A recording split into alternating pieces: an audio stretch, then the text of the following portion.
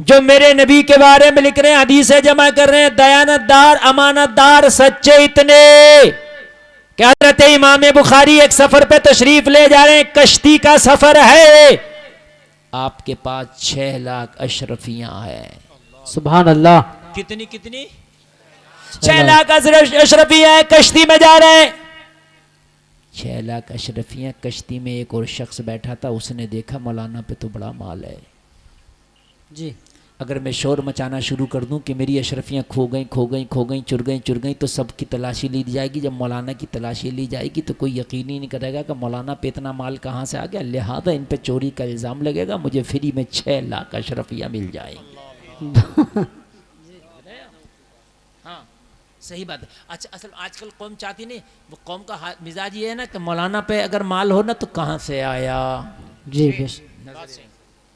क्यों आया? अरे मौलाना की किस्मत भी लोहे महफूज पे लिखी है, जैसे तुम्हारी लिखी है वैसी मौलाना की भी लिखी है। बेशक बेशक। सुभान अल्लाह सुभान अल्लाह। हो सकता है कि तुम्हारी किस्मत में भी अल्लाह माल लिख दे तो मौलाना की किस्मत में भी अल्लाह लिख सकता है, डॉक्टर की किस्मत में लिख सकता है तो हाफिज की किस्मत में भी लिख सकता है। बोलो हो सकता है कि नहीं? हाँ। बेशक सुभान अल्लाह। लेकिन लोग सोचते हैं मौलाना ने अगर अच्छी गाड़ी ले ली तो क्यों ले ली, ये मौलाना का काम नहीं था। ये सोच गलत है। अल्लाह किसी के भी नसीब में लिख सकता है। बेशक सुभान अल्लाह। ये सोचकर उसने शोर मचाना शुरू कर दिया, मेरी 6 लाख अशरफियां थी, चुर गई। पूरे जहाज में शोर मचा। जहाज का जो अमला था, उसके जो सिक्योरिटी हिफाजती पर मामूर लोग थे, वो करीब आए। क्या हुआ? कहा 6 लाख अशरफियां थी, चोरी हो गई, सबकी तलाशी ली जाए। इमाम बुखारी ने समझ लिया मामला गड़बड़ है, नीयत खराब हो गई। जी बेशक बेशक। नीयत क्या हो गई? खराब हो गई। आज मुसलमान कलमा पढ़ने वाले चाहे दाग कितना ही बड़ा लग जाए, चाहे धब्बा कितना ही बड़ा लग जाए, बदनामी कितनी हो जाए, लेकिन इनकम हो जाए, आमदनी हो जाए, इससे कोई मतलब नहीं है। लोग ये कहेंगे ये दलाली करता है, इससे कोई मतलब नहीं है। लोग ये कहेंगे ये सूद खाता है, इससे कोई मतलब नहीं है। बस पैसा आ जाए, मालदार हो जाओ। ओ लोगों, कलमा पढ़ने वालों की शान नहीं है। इमाम बुखारी फरमाते हैं, जब उसने शोर मचाना शुरू किया, अमला करीब आया, कहने लगा मेरी 6 लाख अशरफियां चोरी हो गई, पूरे जहाज वालों की तलाशी ली जाए। पूरे जहाज वालों की तलाशी ले जाना शुरू हो गई। तलाशी लेने लगे। मैं समझ गया, तलाशी लेते अच्छा सबकी तलाशी में उसे इंटरेस्ट नहीं था। उसे पता है कि माल यहाँ नहीं है, उसे तो पता ही था ना माल है कहाँ, तो सबकी ले रहे तो वो ज़्यादा तवज्जो नहीं दे रहा था। हाँ जल्दी आगे बढ़ो। वो कहने के लिए लेने तो दे तलाशी के, नहीं आगे बढ़ो। इमाम बुखारी कहते हैं मेरे पास हो गए तो बिल्कुल तन के खड़ा हो गया। हाँ अब जरा अच्छे से देखो, उसे पता था माल यहीं मिलेगा।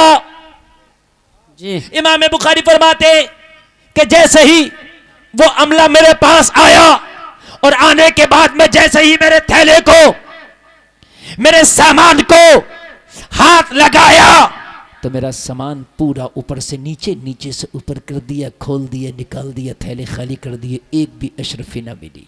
बेशक सुभान अल्लाह। एक भी नहीं मिली। लोग परेशान। इसे कभी हमने पूरे तलाश ले लिया, कश्ती में तलाश कर लिया, तू कहे और कहीं भी देखें, तो इसको तो पता था इन्हीं पे है, अब किस पे होगा। कहने लगा लेने की जरूरत नहीं है तलाशी। जी। ये चुपके से एक कोने में बैठ गया, माल मिला नहीं, माल बरामद नहीं हुआ, एक कोने में बैठ गया। कश्ती चलने लगी, जहाज चलने लगा, लोग अपने अपने कामों में मशगूल हो गए। इमाम बुखारी कहते हैं सरकता थोड़ी देर में मेरे पास आ गया और कहने लगा हजरत ये बताइए कि 6 लाख अशरफियां थी तो आपके पास चली कहाँ गई? वाह वाह सुभान अल्लाह। जो मैंने जाल फेंका था वो तो खाली आया, मेरे जाल में कुछ हाथ नहीं आया, लेकिन पता लगाना चाहता हूं अशरफियां गई कहां। मेरे भाइयों मेरी बहनें, इस जुमले को जरा बहुत गौर से सुने, ये आपके बहुत काम में आएगा, बहुत काम में आएगा। जी।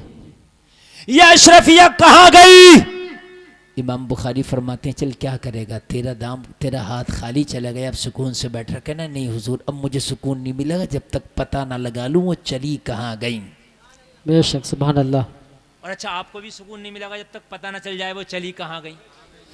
बात तो ये सच है क्या नहीं है, मुझे बताइए। जी जी। है वरना आप कल को मौलाना मंजरी साहब को पकड़ लेंगे, किस मुफ्ती साहब को बुलाए थे पूरी बात बता के नहीं गए। जी। हाँ 6 लाख का मामला है भाई, थोड़ा मोड़ा होता तो आप भी दरगुजर कर देते। बात है क्या नहीं है? बात सही है। कहां गई हजरत बताए? आपने फरमाया बताऊं? कहने लगा बताएं। अब जरा दिल से सुनना यार, खुदा की कसम, इसे कहते हैं मुसलमान, इसे कहते हैं ईमान वाला, इसे कहते हैं मुस्तफ़ा का गुलाम, इसे कहते हैं मुस्तफ़ा का आशिक। यही होना चाहिए इमाम बुखारी, जिन्होंने बुखारी शरीफ की किताब को, सारी हदीस है जिसके अंदर लिखे हैं, जिसमें सारी हदीसों को जमा किया, वो इमाम बुखारी कहते हैं। मैंने उससे कहा सुन, जब तूने शोर मचाया मैं समझ गया था तेरे मामला क्या है, तेरे दिल की नीयत क्या है। तेरी नीयत यही थी ना कि जब मेरे पास माल पकड़ा जाएगा तो मैं चोर घोषित कर दिया जाऊंगा और माल का तू मालिक हो जाएगा। कहने लगा हुजूर हाँ यही मेरी नीयत थी। तो आपने फरमाया मैंने तेरी नीयत भांपने के बाद मैं जैसे ही तू सबकी तलाशी लिवा रहा था, उसी वक्त मैंने अपना वो थैला जिसमें 6 लाख अशरफियां थी समंदर में फेंक दिया। कहां फेंक दिया? कहने लगा हुजूर ऐसा क्यों किया? इससे बेहतर तो मैं ही ले लेता। जी भाई आपके हाथ से तो चली गई, मैं ही ले लेता। और हुजूर हो सकता है कि मामला पंचायत पर अटक जाता। जी आप कहते मेरी है, मैं कहता मेरी है, लोग कहते चलो पंचायत करो, तो आधी आधी भी हो सकती थी, तो आधी तो फिर भी बच जाती। जी बेशक। जैसे अपने यहाँ आजकल पंच चल रहे हैं, नहीं चल रहे हैं, अगर कोई मसला हो जाए पंचायत करते हैं नहीं करते हैं, तो अगर नाजायज़ भी होगी तो ऐसी नाजायज़ बाज पंचायत करता। इमाम साहब ने दावा किया साहब मेरे ये 1 लाख रुपए नहीं दे रहा। अच्छा कौन नहीं दे रहा? ये नहीं दे रहा। पंचायत बैठे क्यों नहीं दे रहा? उसने भी बातें घुमा फिरा के कहीं बहुत दिन हो गए मौलाना ने ये और वो। अच्छा भाई मौलाना ऐसा करो आधे आधे कर दो। जी आधे भाई तू 50,000 दे, 50,000 तुम मोड़। और भी क्यों कर दो आधे आधे? जब 1 लाख मौलाना ने दिए तो पूरी 1 ना दिला, ये 50,000 का जो गबन कर रहा महशर में कौन देगा? बेशक बेशक बेशक। सुभान अल्लाह सुभान अल्लाह। बहुत चल रही हैं ऐसी पंचायतें, बहुत समझो ज्यादातर ऐसी ही चल रही हैं कि भाई बड़े खुश हैं पंचायती मूंछों के ऊपर ऐंठ के, हमने मामला आज निपटा दिया। कैसे निपटाया? अरे बड़ा झगड़ा था हमने निपटा दिया। कैसे निपटा? बोले हमने थोड़ा उसे दबाया, थोड़ा उसे दबाया। जी जिसकी गलती नहीं थी जो उसे दबाया है उसका हिसाब कयामत में कौन देगा? जी जी बेशक। ऐसा होता ना, थोड़ा उसे दबाया थोड़ा, ऐसा नहीं चलेगा। शरीयत इस चीज का नाम नहीं है, शरीयत इस चीज का नाम है अगर हक पर अपना सगा बेटा भी ना हो तो उसके हक में फैसला देने की तुझे इजाजत नहीं है। फैसला खानदान देख के नहीं दिया जाता, हसब नसब देख के नहीं दिया जाता, फैसला शरीयत रसूल को देख के दिया जाता है।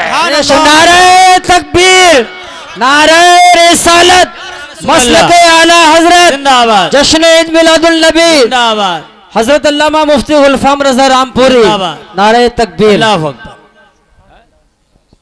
अजीब मसले, अजीब पंचायतें हो रही हैं भाई। अगर पंचायत में बैठो, अल्लाह ने तुम्हें इस काबिल किया तो हक फैसले करो, हक करो। किसी का 1 रुपया तो मुकम्मल दिला दो। कहने लगा हुजूर ये तो फैसला आधे आधे पर भी हो सकता था, आधी अशरफिया बच जाती, आधी अशरफिया मुझे मिल जाती। इमाम बुखारी ने कहा सुन, आधे आधे पर फैसला तो हो जाता, लेकिन लोगों के जहन में यह बात आ सकती थी कि मैंने चोरी की है।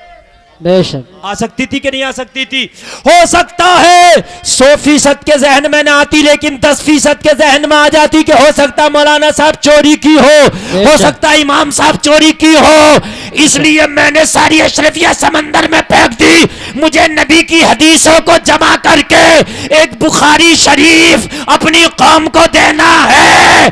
अगर जर्रा बराबर भी शक हो जाता तो कयामत तक कहीं ये दाग ना लग जाता कि यार बुखारी शरीफ उन्होंने लिखी है जिन पे चोरी का इल्जाम लगा था। अल्लाह अकबर। हो सकता है कि लोग ये कहते कि बुखारी उन्होंने लिखी है, अब इस पर भरोसा किया जाए या ना किया जाए? इस किताब पे है, इसको माना जाए या ना माना जाए? जी उन्होंने लिखी है जिन पे चोरी का इल्जाम लगा, पता नहीं सच था झूठ था मगर लगा था। ये भी लोग कहते हैं, नहीं कहते किसी पे झूठा इल्जाम लग जाए तो सब लोग अगर ना भी कहे लेकिन कुछ फिर भी कहते हो सकता है, क्या पता क्या बात है भाई, अल्लाह जाने। कहने लगे इसलिए मैंने 6 लाख अशरफिया को कुर्बान कर दिया, मैंने अपने दामन को साफ कर लिया ताकि कयामत तक लोग मेरी लिखी हुई जमा की हुई हदीसें पढ़े तो जर्रा बराबर भी उनके जहन में शक व शुबा पैदा ना हो। बेशक बेशक, सुभान अल्लाह सुभान अल्लाह।